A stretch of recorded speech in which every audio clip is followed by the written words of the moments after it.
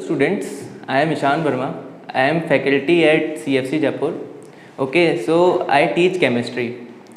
तो आज हम पढ़ने वाले हैं केमिस्ट्री में क्लास 10th का टॉपिक जो कि है chemical reactions and equations. Okay, अब केमिकल रिएक्शन एंड इक्वेशन की जब हम बात करते हैं तो मतलब हम जब भी केमिस्ट्री की बात करेंगे हमेशा केमिकल रिएक्शन एंड इक्वेशन हमेशा आएगी. ओके, तो हमने 9th में भी देखा था कि हमें केमिकल रिएक्शंस कुछ हमारे काम आई थी. जनरली क्या 9th में कोई केमिकल रिएक्शंस वाला पार्ट आया नहीं, लेकिन 10th में हम जो भी पढ़ेंगे या फिर हम 11th 12th में जब भी केमिस्ट्री पढ़ेंगे तो केमिकल रिएक्शंस हमेशा ही उसके अंदर आएगी. ओके, तो 10th के अंदर ये सबसे पहले टॉपिक इसलिए दिया गया है क्योंकि बहुत बेसिक चीज़ होती है किसी भी केमिकल रिएक्शन या इक्वेशन को समझना. ओके, तो उसके लिए जो ये चैप्टर है उसमें कुछ टॉपिक्स ऐसे हैं जो हमें समझने ज़रूरी हैं. जैसे कि सबसे पहले बात करते हैं इंट्रोडक्शन की कि केमिकल रिएक्शंस होते क्या हैं. ओके, ये सब चीज़ हम इसके अंदर इंट्रोडक्शन के अंदर पढ़ेंगे. वैसे सबको पता है केमिकल रिएक्शंस क्या होते हैं, लेकिन फिर भी हम इसका इंट्रोडक्शन एक बार देखेंगे कि केमिकल रिएक्शंस में हम क्या क्या चीज़ें इंक्लूड करते हैं. उसके बाद आते हैं कैरेक्टरिस्टिक्स. ओके, कि केमिकल रिएक्शंस के क्या क्या कैरेक्टरिस्टिक्स होते हैं, कि हम कब बोलेंगे कि ये केमिकल रिएक्शन हो रही है, क्या चीज़ निकलती है केमिकल रिएक्शन में, क्या चीज़ क्या एब्जॉर्ब होता है, क्या निकलता है, सब चीज़ें हम कैरेक्टरिस्टिक्स के अंदर पढ़ेंगे. ओके, नेक्स्ट आते हैं केमिकल इक्वेशंस. तो अब बात आती है कि केमिकल रिएक्शंस होती है तो उसको हम एक शॉर्ट फॉर्म में डिनोट करते हैं जिसको हम केमिकल इक्वेशंस कहते हैं. ओके, तो उसको कैसे कन्वर्ट करते हैं और केमिकल इक्वेशन के अंदर क्या क्या चीज़ें आती है वो हम इसके अंदर पढ़ेंगे. अब केमिकल इक्वेशंस जब भी हम लिखते हैं तो जनरली ऐसा होता है कि हो सकता है कि केमिकल इक्वेशंस जो है वो बैलेंस भी हो सकती है, अनबैलेंस भी होती है. तो उसको फिर हमें बैलेंस कैसे करना है, मतलब बैलेंस वाली तक तो ठीक है, लेकिन अगर कोई अनबैलेंस इक्वेशन मिली तो उसको हम कैसे बैलेंस करेंगे वो इसके हम नेक्स्ट वाले टॉपिक के अंदर पढ़ते हैं जिसको बोलते हैं balancing of chemical equations. Okay, फिर जब ये वाला टॉपिक ख़त्म हो जाता है तो उसके बाद आता है टाइप्स ऑफ केमिकल रिएक्शंस. अब टाइप्स ऑफ केमिकल रिएक्शंस में हमारे चैप्टर के अंदर, हमारे सिलेबस के अंदर 5 तरह की केमिकल रिएक्शंस हैं. कौन कौन सी हैं? Combination, decomposition, displacement reaction, double displacement और फिर लास्ट है रिडक्शन एंड ऑक्सीडेशन रिएक्शन. ठीक है, तो ये सब चीज़ें हम अपने इसके अंदर पढ़ने वाले हैं. तो आज स्टार्ट करते हैं इंट्रोडक्शन से. ओके, इंट्रोडक्शन में क्या चीज़ है, देखो जनरली केमिकल रिएक्शन कैसी होती है, जब भी दो चीज़ें आपस में मिलती है ओके तो वो एक नई चीज़ बनाती है. तो ये जो दो चीज़ें आपस में मिल रही है, रिएक्ट कर रही है, उसको हम बोलते हैं रिएक्टेंट्स. वहीं जो चीज़ हमें यहाँ पर मिल रही है उसको हम बोलते हैं प्रोडक्ट. तो ये चीज़ तो आपको पता ही होगी कि रिएक्टेंट्स क्या होता है, प्रोडक्ट्स क्या होते हैं, फिर भी मैंने एक बार बता दिया.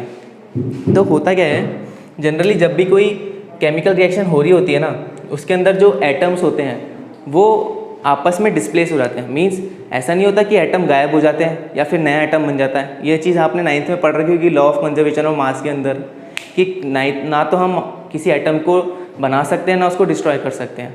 तो होता क्या है, जब भी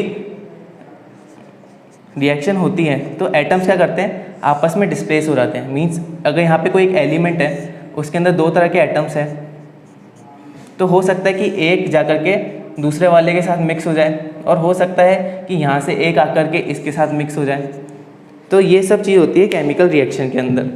तो इसका एक एग्जांपल देखते हैं. ठीक है, जनरली जब हम 10th में पढ़ते हैं तो हमें एक एक्टिविटी दिखाई जाती है जिसमें हम क्या करते हैं, एक मैग्नीशियम रिबन होती है.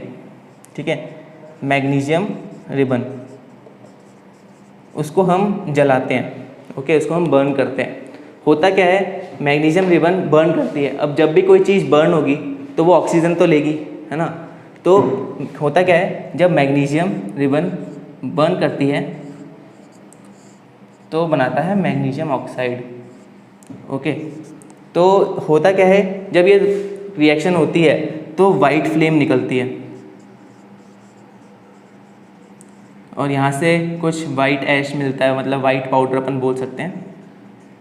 ऐश का मतलब आपको पता ही होगा, जो राख जिसको हम बोलते हैं. तो ये एक तरह की केमिकल रिएक्शन है. इसमें आप देखो कि मैंने इधर 2 क्यों लगाया. अब ये आप पूछ रहे होंगे कि यहाँ पे मैंने 2 किस बेसिस पे लगा दिया. ठीक है, 2 एक यहाँ पे भी आएगा. तो ये 2 मैंने कैसे लगाया वो चीज़ हम पढ़ेंगे बैलेंसिंग में. ओके, क्योंकि मेरे को इसको बैलेंस करना था, इसलिए मेरे को यहाँ पे 2 और यहाँ पर 2 लगाना पड़ा। इसको डिटेल में हम पढ़ेंगे बैलेंसिंग के अंदर। वहीं अगर मैं ये देखूँ कि यहाँ पर ये जब भी मैग्नीशियम रिबन जलती है तो वो वाइट फ्लेम के साथ जलती है। ओके, तो ये एक इसकी करेक्टरिस्टिक हो गई कि जब भी ये मैग्नीशियम रिबन जलेगी, जब भी ये रिएक्शन होगी तो वाइट फ्लेम बनेगी। या फिर ये भी एक तरह की करेक्टरिस्टिक हो जाएगी कि जब भी मैग्नीशियम रिबन जलती है तो वो एक तरह का पाउडर देती है, जिसको हम वाइट पाउडर, मतलब वाइट कलर का पाउडर देती है, जो इसको हम किसी और चीज़ में भी यूज़ कर सकते हैं। ओके, तो ये तो हो गया छोटा सा इंट्रोडक्शन कि केमिकल रिएक्शंस में क्या क्या चीज़ आती है। ओके,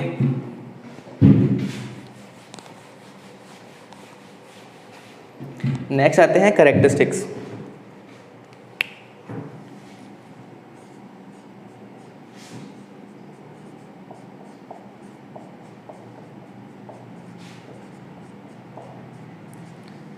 केमिकल रिएक्शन के करेक्टरिस्टिक्स।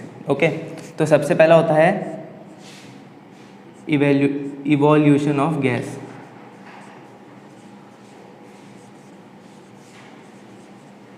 ओके, नेक्स्ट होता है फॉर्मिंग ऑफ प्रेसिपिटेट।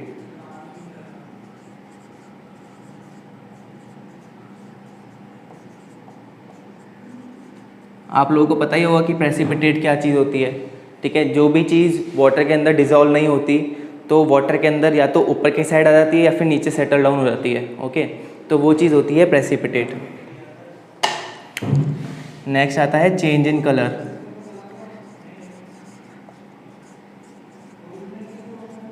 फिर आता है चेंज इन टेम्परेचर।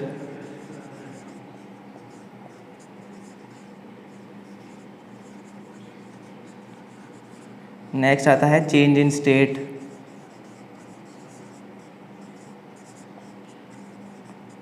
ओके, तो ये सारे होते हैं करेक्टरिस्टिक्स। मतलब अगर जब भी दो चीज़ आपस में मिक्स हो रही है और इन पांचों चीज़ में से कोई भी एक चीज़ हो रही हो, ठीक है, मतलब इन 5 चीज़ में से कोई भी एक चीज़ हो रही होगी तो हम कह सकते हैं कि हाँ केमिकल रिएक्शन हो रही है। तो एक एक करके इन सब का एग्जांपल देखते हैं हम कि किसके अंदर क्या चीज़ होती है। तो एक तरह की केमिकल रिएक्शन होती है जब कोई भी मेटल किसी एसिड से रिएक्ट करता है। ओके, मान लीजिए कोई मेटल है जिंक मेटल, वो जब रिएक्ट करेगा सल्फ्यूरिक एसिड से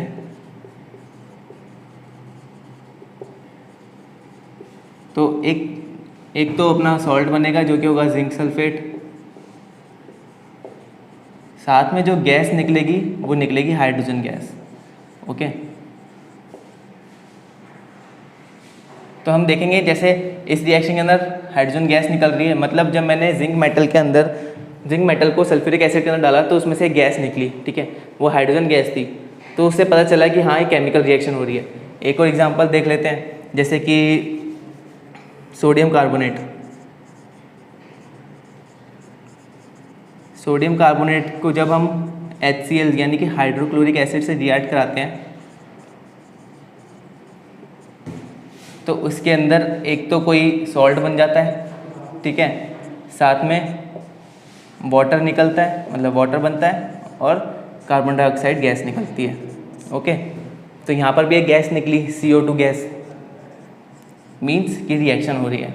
तो ये तो हो गया इवोल्यूशन ऑफ गैस का एग्जांपल। नेक्स्ट देखते हैं फॉर्मेशन ऑफ PPT का एग्जांपल।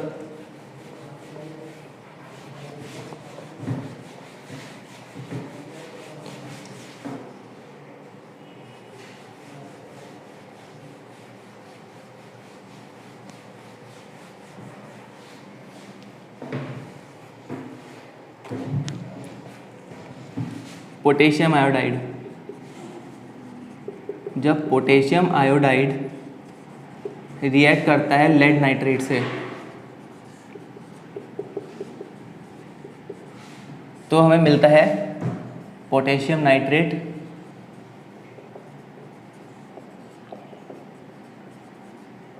और लेड आयोडाइड। ओके, तो ये जो लेड आयोडाइड निकल रहा है, ओके, जो यहाँ पे लेड आयोडाइड निकल रहा है वो एक तरह का PPT है। PPT मीन्स प्रेसिपिटेट, जो कि पानी के अंदर डिजॉल्व नहीं होगा। ये होता है येलो कलर का। तो हम देख रहे हैं यहाँ पर हमें एक PPT मिल रहा है। मीन्स प्रेसिपिटेट मिल रहा है, तो ये एक तरह की रिएक्शन हो जाएगी। ठीक है, नेक्स्ट एग्जांपल नेक्स्ट था चेंज इन कलर का। ओके, तो देखते हैं, एक होता है सिट्रिक एसिड, आपने नाम सुना होगा, जो जब सिट्रिक एसिड पोटेशियम परमैंगनेट से रिएक्ट करता है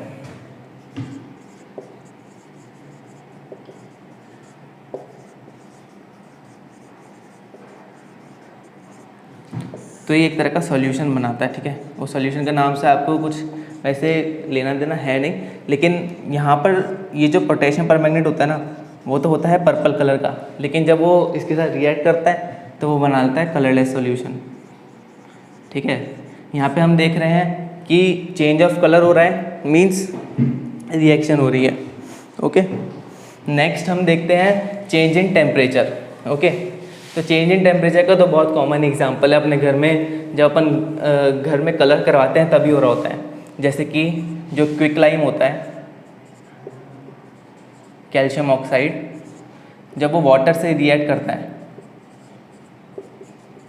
तो वो बनाता है स्लेट लाइम, और साथ में हीट इवॉल्व होती है। ओके, अगर आपने देखा हो तो ये चीज़ अपने घर के अंदर जब अपन घर में पेंट वेंट कराते हैं तब ये यूज़ होता है। ओके, तो देखो जब भी हीट इवॉल्व होती है तो उसको हम इस साइड पे लिखते हैं, लेकिन कभी हमें हीट देनी होती है रिएक्शन के अंदर तो हम जो ये एरो है इसके ऊपर हीट लगाते हैं। ठीक है, इसको ऐसे तरह से डिनोट करते हैं, मतलब अगर हमें हीट देनी है तो हम एरो के ऊपर हीट लिखेंगे, और जब भी हीट इवॉल्व हो रही होगी तो एरो के राइट साइड में हीट लिखेंगे। उसके बाद एग्जांपल आता है चेंज इन स्टेट का। चेंज इन स्टेट का बहुत ईजी सा एग्जांपल है, जैसे कि बर्निंग ऑफ कैंडल। जब भी कैंडल बर्न होती है तो उसकी स्टेट चेंज हो रही होती है।